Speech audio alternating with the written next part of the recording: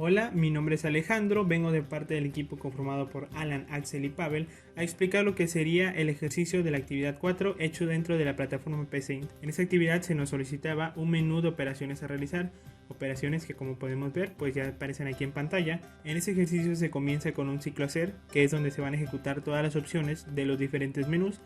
Se comienza con una limpiar pantalla, con un operador que usaremos más adelante, inicializado en 0, y se muestrarían en pantalla todas las opciones del menú.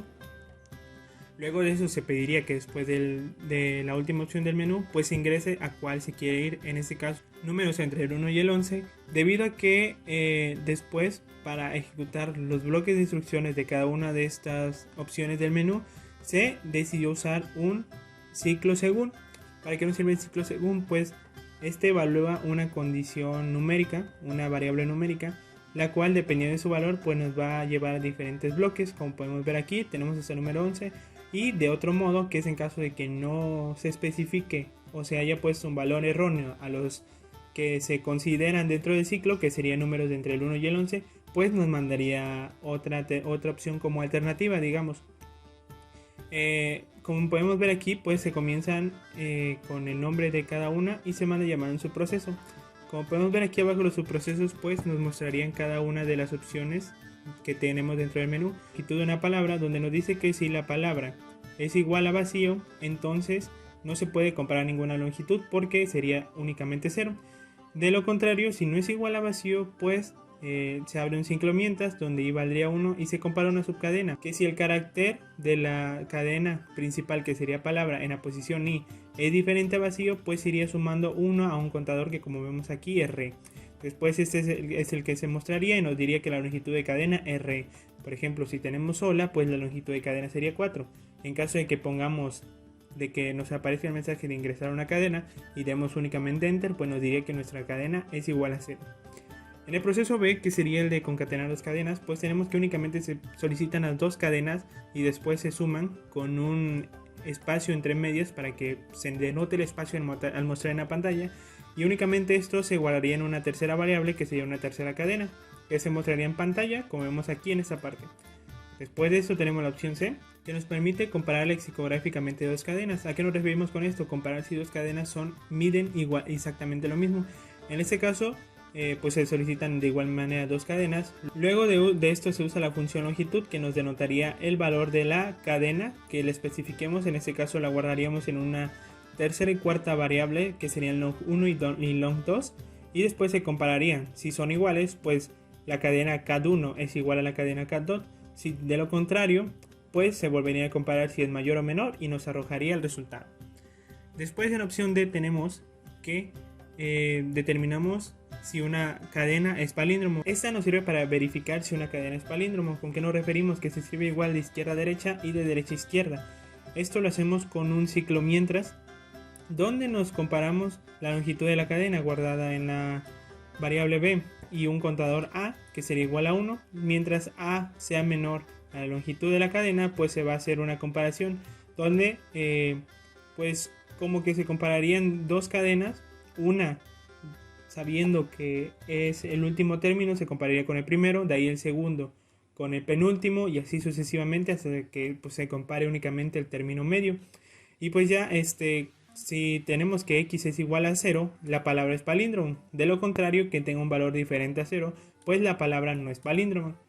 Después en el siguiente proceso tenemos que ingresar una frase donde la frase se guarda en minúsculas, obviamente, con la función minúsculas que nos ofrece el mismo PCInt, y se define también una cadena que incluye todas las vocales en minúsculas y un contador que sería cantidad de vocales igual a 0.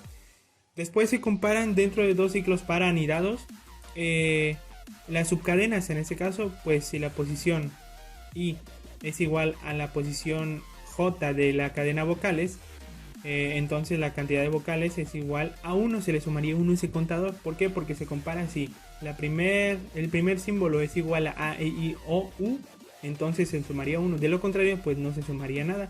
Y al final nos mostraría la frase contiene X cantidad de vocales dependiendo de la que haya resultado de este ciclo. Luego de esto tenemos un ordenar ascendentemente un conjunto de datos mediante del método burbuja. En este caso se pide la cantidad de datos a ingresar, se llena un arreglo con los datos numéricos. Después, dentro de estos para, pues se irían acomodando dependiendo de cuál sea menor, iría al inicio, ahí seguiría por uno mayor y uno mayor. A eso nos referimos con acomodarlos ascendentemente, o sea, de menor a mayor. Y como vemos aquí, pues se hace todo el proceso, que es como vimos en clase, con un valor auxiliar. Se compara que si el término 1 es mayor al segundo término, en este caso, pues el auxiliar toma el valor del valor 1. Después el valor de posición j toma el valor del subconsiguiente, que sería j más 1. Y después el valor de j más 1 toma el valor del auxiliar. Después de esto, pues únicamente se cierra el ciclo, después de que se terminen de comparar todos los datos ingresados dentro del arreglo, y se muestra ya ordenado, como vemos aquí.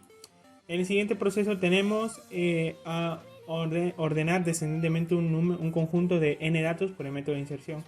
Vamos aquí, pues se define el arreglo con dimensión 100, se llena el arreglo como en el anterior. Se empieza a comparar de la misma manera de lo que sería el método burbuja. En este caso pues se usa una lógica similar, solo que en este caso se va a ordenar de mayor a menor. Y pues únicamente al final se mostraría en pantalla, como vimos en el proceso anterior. En el siguiente proceso tenemos buscar un elemento X en un conjunto de n datos, que sería pues como vimos en clase también, pues se llena un vector con n número de datos que se definen en esta variable. Después se ingresa un valor que se quiera buscar. Luego de esto pues se irían comparando los valores hasta que se encuentre. De no ser así, pues se cumpliría esa condición que nos dice que mientras i sea menor a la cantidad de datos que tenga nuestro arreglo, y num, que sería pues la posición en la que se encuentra en el arreglo, que inicializaría en 1, después 2, 3 y 4, sea diferente al valor que se quiere buscar, pues se va a seguir haciendo esto. De lo contrario, pues únicamente al final nos mostraría que si se llegó a que i valiera igual que n, pues el valor se encuentra en la posición tal, que nos arrojaría pues este ciclo. De no ser así, pues obviamente no se encontró el valor y nos mostraría que el valor no existe dentro del arreglo. En el siguiente proceso usamos un mismo sistema de búsqueda, pero en este caso una búsqueda binaria. ¿A qué nos referimos con esto? ¿A qué nos referimos con esto? Pues lo que hace este sistema de búsqueda es que compara el primero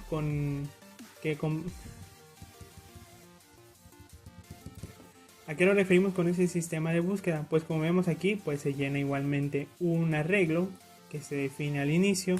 Luego de esto se ingresa un número que se quiera buscar, y luego de eso se guardaría dentro de una variable lo que sería el primer valor del arreglo, que obviamente siempre está en la posición 1, y el último valor del arreglo, que es el que guardamos primeramente en n para llenarlo. Luego de esto, con un ciclo de repetir, lo que hacemos es comparar, que se iría comparando cada vez el centro.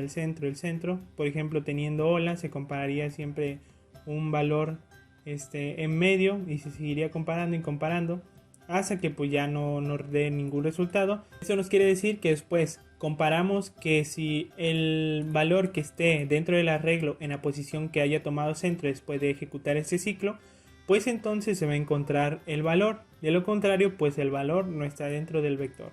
En ese último proceso tenemos lo que es sacar el valor del seno de x. Comenzamos con definir las variables que vamos a usar. Después se define el número de repeticiones de la serie, es decir, hasta qué exponente queremos elevar x, y pues ese lo guardamos con la variable n, como podemos ver en esta parte. Luego de esto se pide que se escriba el valor de x, que guardamos en la variable x, y luego de esto utilizamos un ciclo para, que empezará con la variable a definida con el valor 3 y se repetirá n veces. Es decir, hasta el número que ingrese el usuario, con paso 2, o sea, va a ir de 2 en 2, para que la variable a se vaya incrementando de 2 en 2. En el bucle lo primero que vamos a hacer es inicializar la variable c con el número 1, la variable f con el número 1 de igual manera, y utilizamos otro ciclo, mientras, en este caso, ese ciclo se repetirá las veces mientras la variable c, que empieza valiendo 1, sea menor o igual al número ingresado en la variable a. Mientras la condición del bucle se cumpla, entonces vamos a ir calculando el factorial del número almacenado en la variable a. Para calcular el factorial, multiplicamos lo que tenga almacenado la variable f por lo que vaya variando variable c.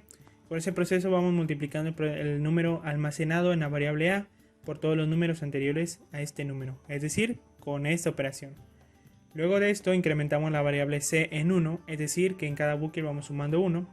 Esto lo hacemos para que el ciclo mientras tenga movimiento, obviamente, y esto pues sería como un contador. Después de esto, fuera del ciclo, evaluamos si la variable signo, como sabemos empieza valiendo 1, al dividirlo entre 2 con la función mod, si el residuo de la división es igual a 1, entonces esto quiere decir que el número es impar. Cuando la variable signo sea impar, entonces hacemos el siguiente cálculo, que es, como vemos aquí, donde sx es igual a lo que tenga la misma variable menos la variable x que se ingresó al inicio, elevado a la potencia a, es decir, el número que tenga almacenado la variable a al momento en el que esté pasando el para, dividido entre el factorial, que es lo que tenemos justo aquí. De la manera contraria, cuando no se cumple esa condición, significa que el número es par. Cuando el número sea par, hacemos el mismo proceso, solo que en lugar de restar sumamos, que es lo que hacemos aquí. Luego de esto incrementamos la variable signo en 1 y en cada bucle vamos sumando 1 a cada que se repita. Eso hace que, como ya mencionaba, para lograr el proceso anterior, es decir, la variable signo almacene un número impar después de un número par. Finalmente escribimos un mensaje después de que se salga del ciclo para, donde mostramos el resultado de la función mandando a llamar a la variable sx, que es donde se guarda dicho resultado. Una vez explicado todo esto, solo queda explicar que se puso una opción número 11 donde se presiona enter para finalizar por completo, ya que esta corresponde a terminar o salir del programa. Ahora, a continuación, veremos algunas de las ejecuciones de ese programa en uso.